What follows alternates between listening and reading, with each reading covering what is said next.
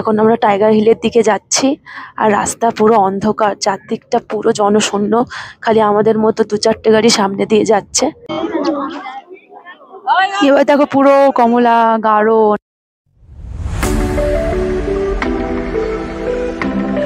Hello বন্ধুরা, welcome back to my channel Mrs Lejibong এর নতুন ভিডিওতে তোমাদের সকলকে স্বাগত। এখন ঘড়িতে 3:45 বাজে। প্রচন্ড সকাল, মানে প্রচন্ড খুবই ভোর। আর ড্রাইভার কাকু ফোন করেছিল, উনি এক্ষুনি চলে আসবেন। রিসেপশনের চারদিকটা দেখাও, একদম ফাঁকা। শুধু মনে হয় আমরা দুজনই জেগে আছি, কারণ আজকে আমাদের টাইগার হিলে যাওয়ার কথা। তো চলো, এখান থেকে আজকে ভিডিওটাকে শুরু করছি। চলো গিয়ে তোমাদেরকে দেখাচ্ছি যে টাইগার হিল দেখতে কেমন লাগে। যদি আকাশ কুয়াশা না থাকে, আকাশ মেঘলা না হয়, তাহলে আকাশ ভালো করে টাইগার হিলে সূর্য ওঠাটাকে আমরা এনজয় করতে পারবো। কাঞ্চনজঙ্ঘার কোল থেকে যখন সূর্যটা ওঠে, তাকে দেখতে ভীষণই সুন্দর লাগে। তো আশা করবো আজকে সেই দৃশ্যটা আমরা উপভোগ করতে পারবো। আর আমি তোমাদের সঙ্গে সেটা শেয়ার করবো যদি আমিও দেখতে পাই। তো চলো, ড্রাইভার কাকু চলে আসলে আগে আমরা বেরাই, ওখানে গিয়ে আবার তোমাদেরকে সব কিছু দেখাচ্ছি।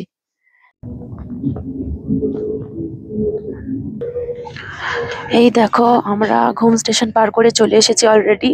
আর শরীরটা একটু খারাপ, তাই গলাটা একটু ভারী। আশা করি তোমরা একটুখানি বুঝবে আমার কষ্টটা। তাও চেষ্টা করছি যাতে তোমাদেরকে সুন্দর করে পুরো দার্জিলিং ট্রিপটা তোমাদের সঙ্গে শেয়ার করতে পারি।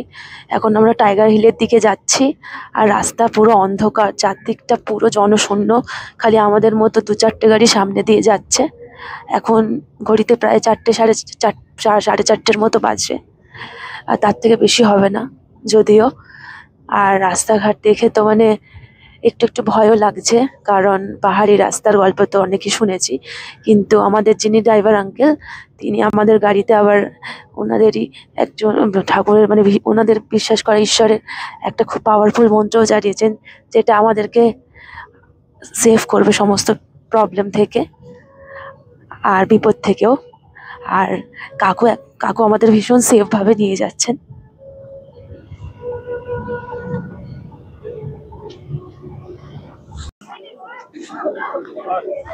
এসে গেছি আমরা টাইগার হিলে একদম সকাল সকাল। আর শুধু আমি আসিনি, তার সাথে সাথে এখানে কত লোক জমা হয়ে গেছে অলরেডি। অনেকটা তাড়াতাড়ি পৌঁছে গেছি, তাও এত মানুষের ভিড়। যদি আরেকটু দেরি করে বেরোতে প্রচুর লেট হয়ে যেত। আর আসতে না আসতেই সকালে একটু কেনাকাটিও করে নিয়েছি। এখানে সকল দোকানগুলো দেখাও, সব দোকানগুলো সকাল থেকে খোলা, কারণ অলরেডি পর্যটকরা সবাই আসতে শুরু করে দিয়েছে। তো এবার আমরা এখানে অপেক্ষা করব, একটু সামনের দিকে গিয়ে দাঁড়াবো যাতে তোমাদের ভালো ভিউ দিতে পারি। এখানে একজন দাদাকে জিজ্ঞেস করলাম, বললো আকাশ ক্লিয়ারই আছে। আশা করছি আজকে ভালোভাবে সূর্য ওঠাটা আমরা এনজয় করতে পারবো। তো চলো, তোমাদেরকেও দেখাচ্ছি আর আমিও নিজে প্রথমে চোখ দিয়ে দেখছি। ফাইনালি অনেকক্ষণ ওয়েট করার পর হঠাৎ করেই দেখলাম আধা ঘন্টার ব্যবধানে পট করে দূর আকাশে একটা অরেঞ্জ কালারের কিছু একটা গোল উঠছে। তো জানি সেটা সূর্য অবশ্যই, কিন্তু এখানে মুহূর্তটা অন্যরকম ছিল। অ্যাকচুয়ালি এর আগে যতবারই সূর্য দেখেছি, বাড়ির ছাদ থেকে নয়তো এমনি কোথাও, কিন্তু প্রথম আমার পাহাড়ে সূর্য দেখা এই প্রথম এক্সপিরিয়েন্স আমার জীবনে, এটাই প্রথমবার। তো সেই কারণে এই পুরো এক্সপিরিয়েন্সটা অদ্ভুত রকমের ছিল। আর তারপরে না দূরে আবার কাঞ্চনজঙ্ঘাও দেখতে পাচ্ছিলাম। কাঞ্চনজঙ্ঘায় তো তাই। তো কাঞ্চনজঙ্ঘাটা যদিও পুরোপুরি পরিষ্কার দেখা যায়নি, কিন্তু ওখানকার সব বাসিন্দারা বলছিলেন যে কাঞ্চনজঙ্ঘা এইভাবে দেখাটাও কিন্তু সৌভাগ্যের কথা। তো ছোটবেলার ওই গল্পটা মনে পড়ে গেল। গল্প নয়, কবিতা, যে দু চোখ ভরে যাহা দেখিলাম জন্মান্তরেও তাহা ভুলিতে পারিব না। আজকে এই কথাটা একদম ঠিক প্রমাণিত হয়েছে। এত ছোট থেকে কাঞ্চনজঙ্ঘার গল্প শুনেছি, টাইগার হিলের গল্প শুনেছি, মনে হচ্ছিল না যে ছোটবেলার সেই শোনা গল্পগুলো আজকে যেন চোখের সামনে পূরণ হতে দেখলাম। এত মনটা আনন্দে ভরে গিয়েছিল তোমাদের বলতেই পারবো না। মনে হলো সূর্যটা লাফ দিয়ে ওপরে উঠে গেল, একটা গোলা, বরফের বলের গোলা যেমনি ওঠে না, ঠিক এরকম। তারপরে হঠাৎ করে কাকু বললেন যে তোমরা যখন এখানে ঘুরে নিয়েছো, তো চলো সকালে আরেকটা জায়গায় নিয়ে যাব। কোথায় বলো তো? ঘুম মনেস্ট্রি। ওখানে, এটা ঘুমের খুব কাছে, ঘুম স্টেশন থেকে মিনিট 3-4 দূরত্ব হবে। আমাদের অ্যাকচুয়ালি 3-4টে জায়গায় আজকে সকালেই যাওয়ার কথা ছিল। শরীরটা খারাপ হওয়ার কারণে কাকুকে বললাম সব জায়গা তো আমি যেতে পারবো না, বলে অন্তত ঘুম মনেস্ট্রিটা দেখে নিতে। আর এই পেছন দিকের যে জায়গাটা দেখছো, এখান থেকে ভিউটা জাস্ট দুর্দান্ত দেখা যায়। আমি সত্যি ভাবি যে গল্পে যে দার্জিলিং পড়েছি, এখানে এসে সত্যি বিশ্বাস হচ্ছে যে সেই একই দার্জিলিং আমি আমার দু চোখ ভরেও দেখছি।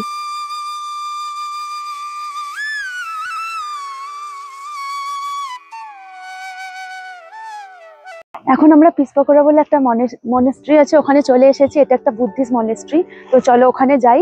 আর এইটা তো সকালে তোমরা দেখেছো যে আমি টাইগার হিলের ওখান থেকে কিনেছিলাম। আর সকাল থেকে শরীরটা একটু খারাপ ছিল বলে বাড়ি ফিরে একটু রেস্ট করেছিলাম, তাই তোমাদের সঙ্গে আর ভিডিওতে কিছু বলা হয়নি। তো ব্রেকফাস্ট করে বেরিয়ে ডিরেক্টলি এখানে এসে তোমাদের সঙ্গে শেয়ার করছি। তো তোমরাও চলো আমার সঙ্গে ভেতরে, তোমাদেরকে পুরো ঘুরে ঘুরে আজকে সমস্ত সাইট সিনিং গুলো দেখাবো যতটা আমার পক্ষে সম্ভব। শরীরটা একটু খারাপ, একটু তোমরা সাথে থাকো, ব্যাস চলো দেখতে থাকো আমার সঙ্গে। চলো, জাপানিজ টেম্পল, বুঝলে, জাপানিজ টেম্পল। এখানে জায়গাটা এতটা সুন্দর, আর পুরো বিষয়গুলো কাঠ দিয়ে তৈরি। চলো তোমাদেরকে দেখাচ্ছি। ওয়াও,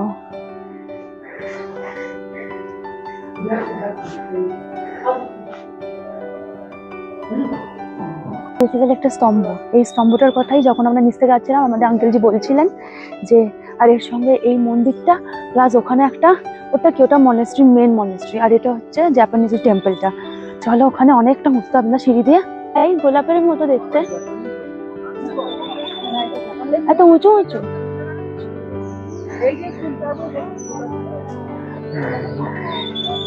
ওয়াও, চারদিকটা এত সুন্দর কি করে হতে পারে?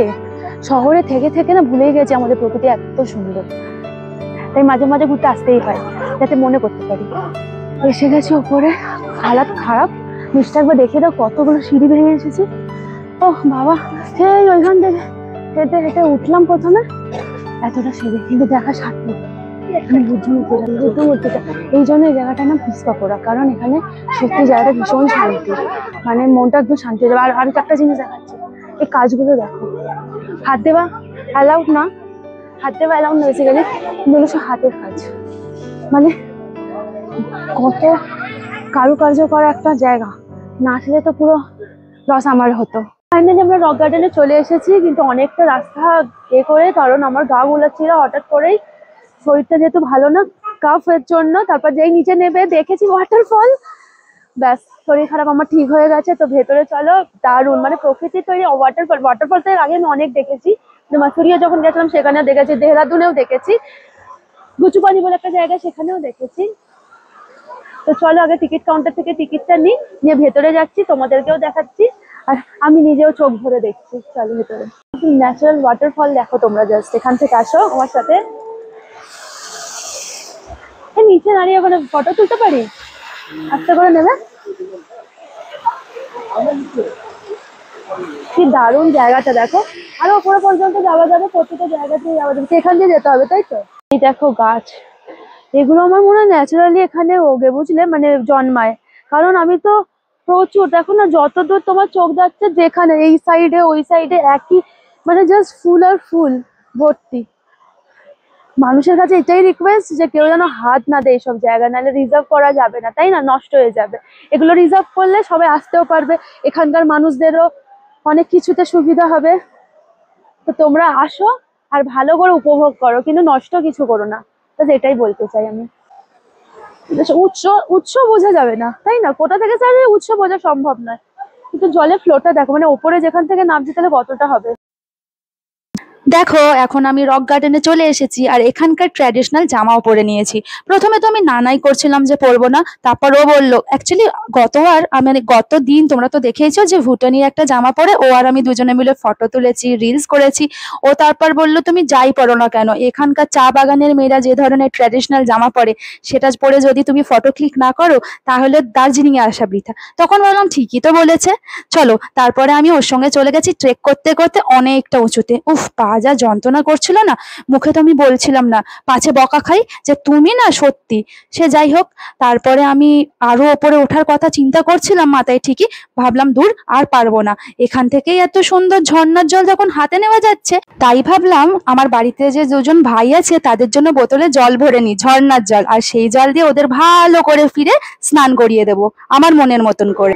তো এখন আমরা চলে এসেছি এখানকার জুতে, আর ভেতরে ঢুকে ভিডিও করছি কারণ বাইরে প্রচুর বড় লাইন ছিল, তাই জন্য ভিডিও করতে পারিনি।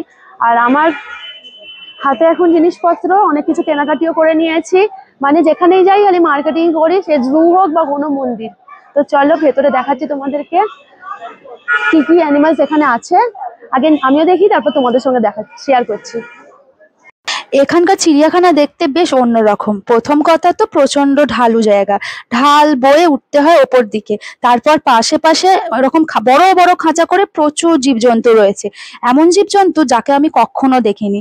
আর তুমি জানো তো এখানে আমি পাহাড়ি গোটও দেখেছি। প্রথমে তো আমার হাজবেন্ড যখন বলেছিল, আমি এক প্রকার ওর উপর হাসাহাসি করছিলাম। তারপরে বলল না না, ওখানকার মানুষই বললো যে তোমরা ঠিকই বলছো, ওটা পাহাড়ি গোট।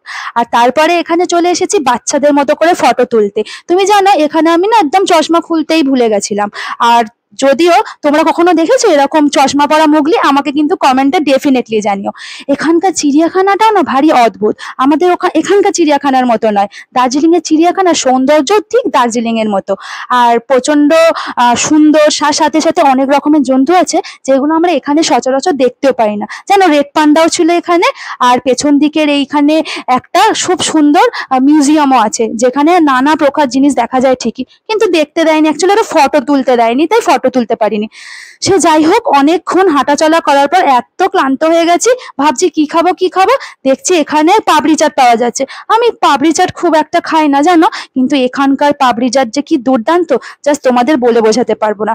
তার কিছুক্ষণ প্রায় আধ ঘন্টা পরে কাকু আমাদের আবার এখানকার একটা খুব ফেমাস চা বাগানে নিয়ে এসেছিল। প্রথমে তো এক প্রকার নাববো নাই বলছিলাম, এখানে জানো তো চা টেস্ট করেও দেখানো হয়। তোমার যদি পছন্দ হয়, তুমি যদি চাও, তাহলে এখানকার চা স্টল থেকে চা খেয়ে বুঝে তোমরা চা পাতাও কিনতে পারো। কাকুই এই জায়গাটার সন্ধান আমাদের দিয়েছে।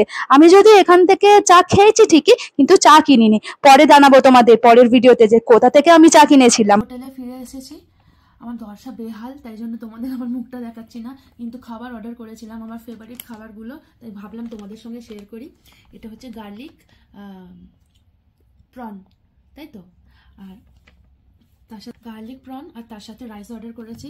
আজকে ভাত খেলাম না, দুদিন পর পর খুব ভালো করে খেয়েছি। আর চলো আগে খাবারটা খেয়ে নিই, আবার বিকেলবেলা মাল রোডে গিয়ে তোমাদের সঙ্গে দেখা করবো।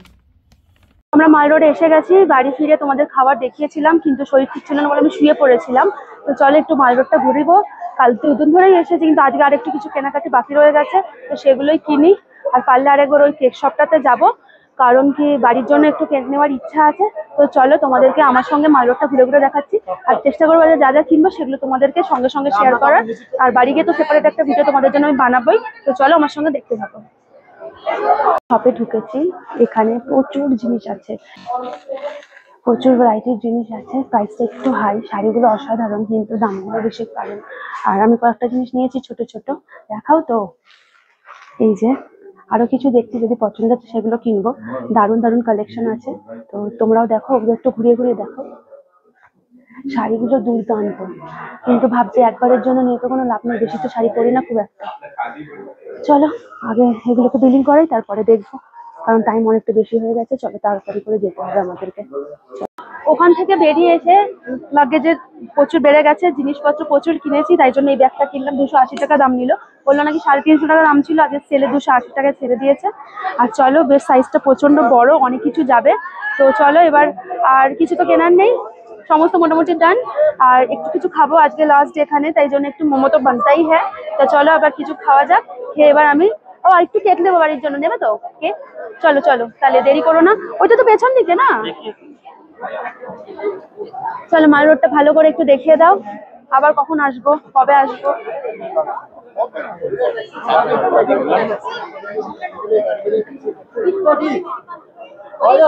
প্রচুর জিনিসপত্র এখানে বিক্রি হচ্ছে, মানে এত ভালো ভালো জিনিসপত্র, কোনটা ছেড়ে কোনটা নেবো বুঝতেই পারছি না। ভাবলাম শুধু মোমোই খাবো, কিন্তু তারপর চা দেখলাম দার্জিলিং যেটার জন্য ফেমাস। আসার পর থেকে এই টিটা এনজয় করা হয়নি আমার। তো চলো লেমন টি খাচ্ছি, তোমরা তো জানোই মানে ব্ল্যাক টি খেতে ভীষণ ভালোবাসে, আর এটা লেমন টি। তো এটাকে এনজয় করি, দেখি কেমন খেতে। এই বছরের জার্নিতে পার্টিকুলারলি বলছি, কারণ আবার নেক্সট ইয়ার আমি আসবো, প্রমিস করে যাচ্ছি। এই বছরের জার্নিতে এই মাল রোডে আমার আজকে লাস্ট ডে, কালকে আমরা চলে যাব। তো চারদিকটা একবার তোমাদের ভালো করে দেখিয়ে দিই। এখানে এত দোকান, এত মানুষজন, মন খারাপ হওয়ার কোনো জায়গাই নেই। আমি ওকে বলেছিলাম যে দার্জিলিং চলো, অনেকদিন ধরে আমাদের একটা প্রপার ভ্যাকেশন দুজনের জন্য নিডেড ছিল। তো এইটা যে পসিবল হয়েছে ফাইনালি, আমার গোপালের ইচ্ছা, আমার ঠাকুরের ইচ্ছা, সেটাই অনেক বড় কথা। আর এর সৌন্দর্যের সামনে আমি অনেক পশ্চিমবঙ্গের বাইরেও গেছি, কিন্তু এর অদ্ভুত সৌন্দর্য আমি অন্য কোথাও দেখতে পাইনি। হয়তো আমি এখানে থাকি বলেই সেই কারণেই। একটু আগে তোমাদেরকে আমি বললাম যে আমি আজকে লাস্ট দিন, তাই মোমো তো ডেফিনেটলি খাবো। কিন্তু আমার হাজবেন্ড, ও যেই না এখানে ডমিনোজ দেখতে পেয়েছে, বলে চলো পিৎজাই খাবো আজকে, তুমি তো রোজ রোজ তোমার পছন্দের মোমোগুলো খেয়েছো, এমন করে বললো যেন মোমোটা ওর পছন্দেরই নয়। তবে আর কি করা যাবে, হাজবেন্ড বলে কথা তো। তাই ভাবলাম চলো এখানকার মোমো না, সরি সরি, পিৎজা ট্রাই করে নি। আর এখানকার পিৎজার আমি ভেবেছিলাম টেস্টটা অন্য হবে, ভুলেই গেছিলাম এটা তো ডমিনোজ, সব জায়গায় পিৎজা একই রকম খেতে হয়। সে যাই হোক, কিন্তু পিৎজাটা খেতে দুর্দান্ত ছিল। ওর ডিসিশন কিন্তু আমার লাইফে কখনো ভুল হয় না। এই দেখো, এই বাড়ি চলে এসেছি ফিরে, বাড়ি মানে হোটেলে চলে এসেছি ফিরে। ওই যে তোমাদের বলেছিলাম 4 দিনের জন্য, এইটাই তো এখন আমাদের বাড়ি। আজকে আমার দার্জিলিং এর শেষ দিন, মনটা প্রচন্ড খারাপ হচ্ছে। এত কেনাকাটি করার পরেও যেন মনটা আর ভালোই হতে চাইছে না। সেই কারণে ভাবলাম তোমাদের সঙ্গে একটু মনের কথা বলি। ভগবানের কাছে প্রার্থনা করো না গো, আবার যেন আমি এখানে আসতে পারি, বছর বছর আসতে পারি। আর দেখো কাপড় চেঞ্জ করে নি, ভাবলাম তোমাদের আগে গুড নাইট বলে নি। তাই আমি বলছি, এই ভিডিওটা যদি তোমাদের ভালো লেগে থাকে, প্লিজ আমার চ্যানেলটাকে লাইক করো, শেয়ার করো, সাবস্ক্রাইব করো, আর অনেক অনেক ভালোবাসা দাও আমার ভিডিওগুলোতে। তোমরা তো দেখছো বলো কত কষ্ট করে আমি তোমাদের জন্য ভিডিও বানাই, তোমরা যদি ভালোবাসা না দাও তাহলে ভালো লাগবে বলো? খুব তাড়াতাড়ি একটা নতুন ভিডিও নিয়ে তোমাদের সঙ্গে আবার দেখা হবে। টাটা।